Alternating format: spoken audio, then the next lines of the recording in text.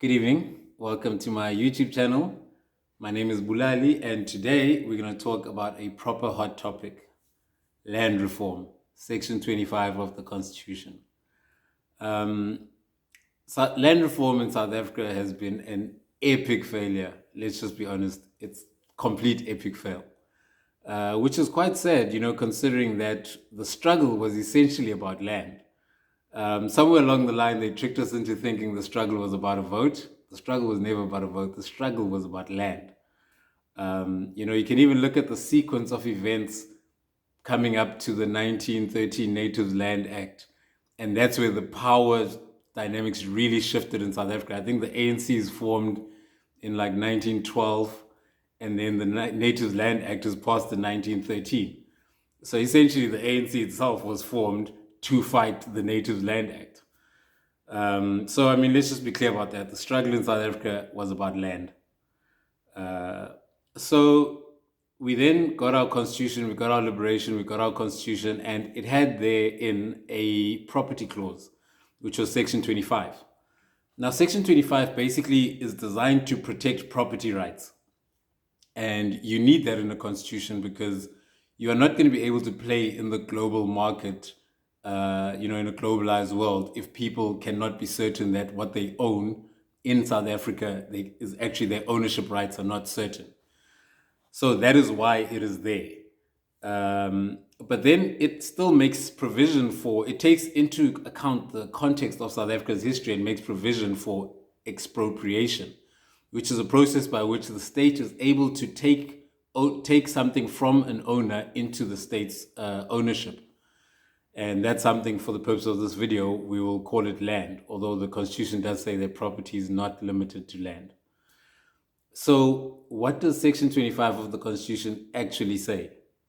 I think there's a huge misconception about this because we've also been, tricked into believing that the Constitution says that in order to expropriate land, you need to pay people market value. But let's just see what the whole thing says. It first says no one may be deprived of their property arbitrarily. It then says the state may expropriate land in the public interest, subject to compensation that is either agreed between the parties or is determined by a court. It then goes further to speak specifically about the compensation component of that clause. It then says, in order to determine the amount of compensation, these factors must all be taken into consideration, more or less on an equal footing. That is the purpose of the expropriation, the current use of the land, the history of how the land was attained. Very important given our history in South Africa. The history of how much state investment went into the land, also very important. Then it says market value. So all those factors must be taken into account in order to determine an amount of compensation. What we've largely come to believe is that the Constitution says, in order to compensate, pay people market value, which is just unaffordable. So if you look at it properly, you'd say the current use of the land. Now, I want to say that is very important because when you look at a commercial farm, a lot of commercial farmers own tons of land, ridiculous amounts of land. 10,000 hectares or so, but run their commercial enterprises on 2,000 or 3,000 hectares, and they have 7,000 hectares simply sitting there for their leisure. That is why the purpose of the land is important. It then says the history of how the land was acquired. That is important because in 1913, land was simply grabbed from native people and given to white people or settlers or whatever you want to call them. That is very important because people often argue that they bought land. Obviously, many generations later, you may have sold the original land that was taken from a native person and then gone and bought something elsewhere. But that is very important. Then the history of state investment into the land. Because what used to happen is that people would be given land and then the state would set them up completely, with infrastructure, etc. If you're going to be a commercial farmer, you spend almost more on infrastructure than you spend on actually purchasing land. So that's also very relevant. And then, of course, the purpose of the of the expropriation. It must be in the public interest. Now, that one I want to elaborate on because the Constitution also goes further to elaborate, to explicitly state that the public interest includes the country's commitment to land reform and the country's commitment to economic justice, obviously, given our history. So, personally, if you take all those into equal consideration, you actually get quite far from market value after you've really taken all those factors into consideration.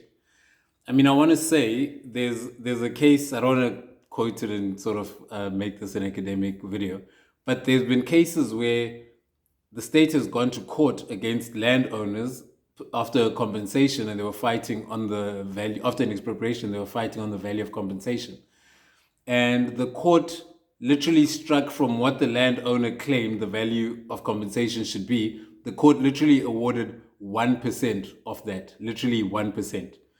So if a court can move so far away from market value, which is supposedly what the landowner was owning, then market value can no longer stand as a basis to say this is the hiccup to land reform. You know, I heard this week, which actually inspired this video, that there's some or other process to amend some expropriation act or whatever. You know, we're just going back and forth on this thing, but the amendment of Section 25 is not coming to a head.